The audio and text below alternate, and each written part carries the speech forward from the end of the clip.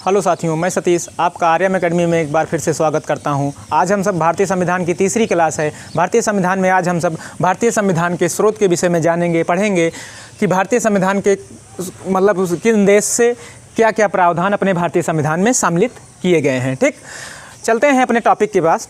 पहला हमारा जो है टॉपिक, पहला पॉइंट, भारत शासन अधिनियम 1935 से कौन कौन से प्रावधान शामिल किए गए हैं अपने भारतीय संविधान में।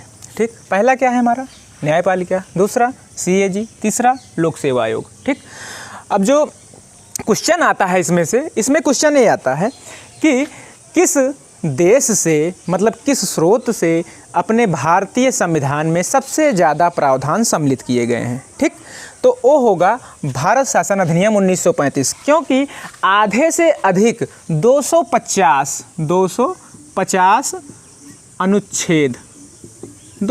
अनुच्छेद यहीं से शामिल किए गए हैं भारतीय शासन अधिनियम 1935 से। ठीक, क्वेश्चन यही पूछेगा, क्वेश्चन ज़्यादातर यही पूछेगा। और इसका पॉइंट पहला इसमें क्या लिया गया है, न्यायपालिका। क्या न्यायपालिका लिया गया है? न्यायपालिका जैसे आप सबको पता ही होगा, सुप्रीम कोर्ट सबसे ऊपर, हाई कोर्ट उसके बाद डिस्ट्रिक्ट कोर्ट या जिसे कहते हैं सिविल कोर्ट। ठीक, ये 3 पॉइंट हो गए। अगला हमारा है CAG। इसको कैग भी कहते हैं। इसे नियंत्रक महालेखा परीक्षक। ठीक, अनुच्छेद 148, इसमें अनुच्छेद 148 में है CAG। अगला पॉइंट हमारा लोक सेवा आयोग। लोक सेवा आयोग जैसे जानते हैं आप सब कि बहुत सारे विद्यार्थी UPSC की परीक्षा देते हैं। ठीक, वो लोक सेवा आयोग के ही अंतर्गत आता है। ठीक, जहाँ से IAS IPS चुनकर आते हैं। ठीक, अब चलते हैं अपने दूसरे पॉइंट पर, जहाँ जो कि ब्रिटेन है। ब्रिटेन संसदीय शासन व्यवस्था, विधि का शासन, एकल नागरिकता, मंत्रिमंडल व्यवस्था, ये 1 2 3 4 पॉइंट यहाँ से सम्मिलित किए गए हैं ब्रिटेन से। चूँकि संसदीय शासन व्यवस्था चूँकि ब्रिटेन से लिया गया है, इसमें अध्यक्षात्मक ना होकर के संसदात्मक है। मतलब संसदात्मक है, इसलिए संसदीय शासन व्यवस्था है। जैसे संसद का निर्माण राष्ट्रपति, लोकसभा और राज्यसभा को मिलकर किया जाता है, मतलब मिलकर होता है। ठीक, अगला हमारा पॉइंट है विधि का शासन। विधि का शासन क्या है? विधि का शासन का मतलब होता है कि कानून के ऊपर कोई भी नहीं है, कानून ही सर्वोपरि है। कानून से ऊपर कोई भी व्यक्ति है नहीं, चाहे वह गरीब हो, अमीर हो, कोई भी धर्म का हो, कोई भी जाति का हो, वह कानून के ऊपर नहीं है विधि का शासन। ठीक, अगला पॉइंट है एकल नागरिकता। एकल नागरिकता मतलब अपने देश में एकल नागरिकता है। ठीक, अन्य देशों में, कुछ देशों में जैसे अमेरिका हुआ, उसमें दोहरी नागरिकता है। ठीक, दोहरी नागरिकता जैसे अमेरिका। तो एकल नागरिकता का मतलब होता है, एकल नागरिकता जैसे आप कहीं बाहर देश में जाते हैं। ठीक, बाहर देश में गए तो वहाँ पर आप यह बताएंगे कि हम भारतीय हैं, ना कि यह बताएंगे कि हम यूपी से, बिहार से, फिर उसके बाद भारतीय बताएंगे। ठीक, लेकिन हमको क्या बताना है, सिर्फ भारतीय हो गया एकल नागरिकता। दोहरी नागरिकता का मतलब क्या है, वहाँ पर दोनों चीज़ें बताएंगे, आप दोनों चीज़ें बता सकते हैं। जैसे वहाँ पर बताएंगे जैसे हम अमेरिका से हैं, कहाँ से, अमेरिका से हैं, उसके बाद वो किस जगह से हैं अमेरिका में, उस जगह को भी मेंशन करेंगे। ठीक, ये तो हो गई एकल नागरिकता। तीसरा हमारा है मंत्रिमंडल व्यवस्था। मंत्रिमंडल व्यवस्था का मतलब है कि अपने देश में आप सब देखते ही हैं कि केंद्र सरकार होती है, उसके बाद राज्य सरकार, दोनों के पास एक होता है केंद्रीय मंत्री, राज्य मंत्री, स्वतंत्र प्रभार। ठीक, जो कि एक ही व्यक्ति, जो जैसे मुखिया होता है, जैसे केंद्र में मुखिया होता है, राज्य में मुखिया होता है, तो जैसे एक ही व्यक्ति के पास सारा भार ना होकर के मंत्रिमंडल की व्यवस्था की गई है, जिससे मंत्रिमंडल का विस्तार हो सके। ठीक, अब हमारा आता है अमेरिका। तीसरा पॉइंट, अमेरिका क्या है? संविधान की सर्वोच्चता, मौलिक अधिकार, न्यायिक पुनरावलोकन, निर्वाचित राष्ट्रपति, महाभियोग। संविधान की सर्वोच्चता, इसमें 2 पॉइंट है। संविधान की सर्वोच्चता का मतलब होता है कि संविधान के ऊपर कोई भी कानून नहीं है, संविधान ही सब कुछ है। और संविधान की सर्वोच्चता तब बनी रहेगी जब भारत मतलब उस देश का नागरिक चाहेगा। ठीक, अगला क्या है हमारा, मौलिक अधिकार। कितने मौलिक अधिकार हैं? 6 मौलिक अधिकार हैं। भाग 3 किस में? भाग 3 में अनुच्छेद 12 से 35। ठीक, 12 से 35। ठीक, अगला हमारा है न्यायिक पुनराविलोकन।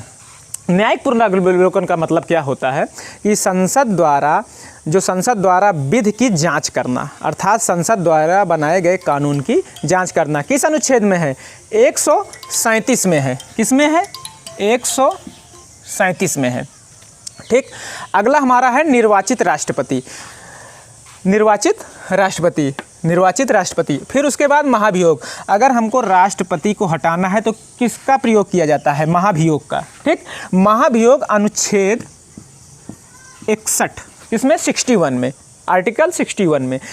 अब महाभियोग लगता कब है? महाभियोग उस समय लगेगा कि जब यह पता हो जाए कि वहाँ पर संविधान का अतिक्रमण हुआ है। संविधान के अतिक्रमण के बाद ही महाभियोग राष्ट्रपति पर लगाया जाता है। ठीक।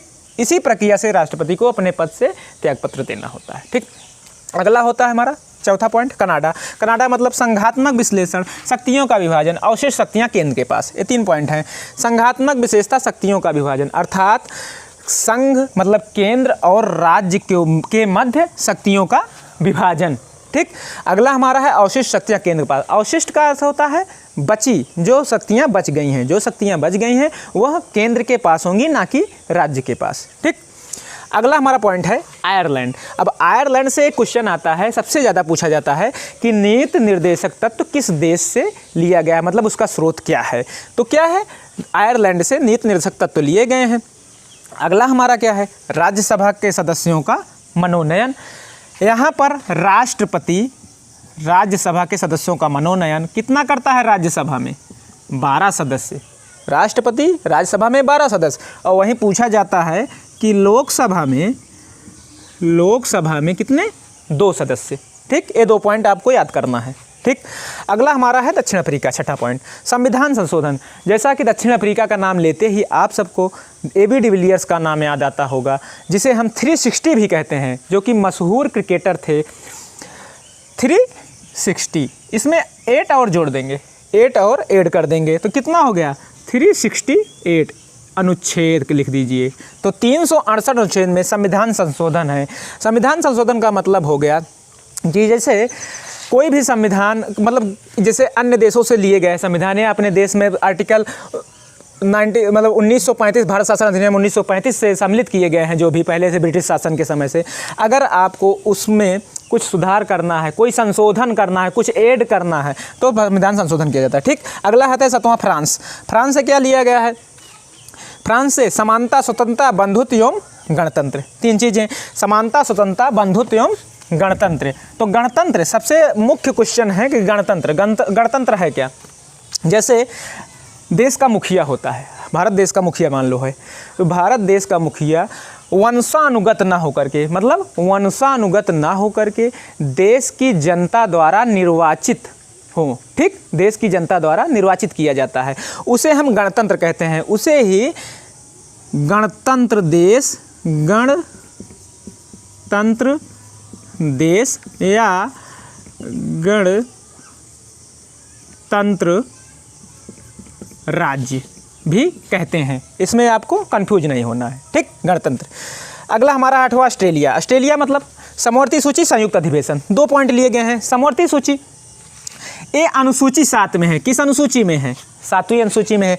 अब समवर्ती सूची की जब बात आती है तो इससे पहले 2 सूची और हैं, संघ सूची, राज्य सूची। संघ सूची और राज्य सूची को शामिल कहाँ से किया गया है? शामिल हो भारत शासन अधिनियम 1935 से, जब ब्रिटिश शासन था तभी संघ सूची और राज्य सूची को शामिल कर लिया गया।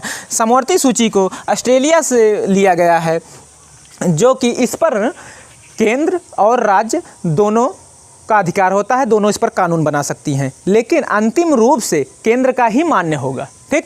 अगला है संयुक्त अधिवेशन। संयुक्त अधिवेशन का मतलब अनुच्छेद 108 में है। किस अनुच्छेद में है? 108 में संयुक्त अधिवेशन है।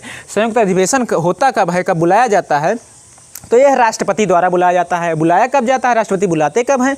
बुलाते तब हैं जब कोई विधेयक लोकसभा और राज्यसभा से पारित नहीं होता है, तब राष्ट्रपति संयुक्त अधिवेशन को बुलाता है, लेकिन उसकी अध्यक्षता राष्ट्रपति नहीं करता है, उसकी अध्यक्षता लोकसभा अध्यक्ष करते हैं। इन्हीं पॉइंटों को आपको ध्यान में देना होगा। ठीक। अगला है हमारा 9वां जर्मनी। जर्मनी से आपातकाल। आपातकाल के दौरान मौलिक अधिकार समाप्त।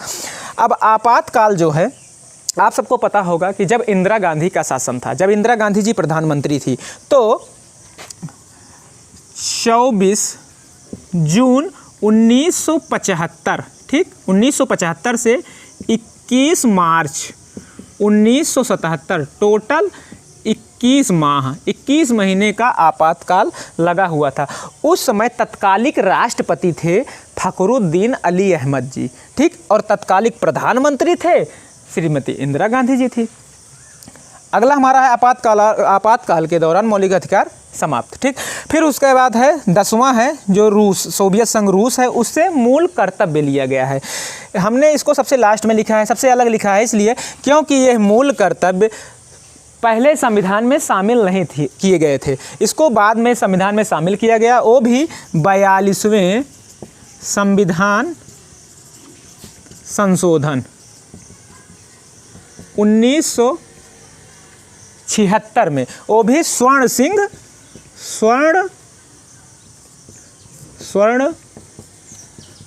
सिंह समिति की सिफारिश पर।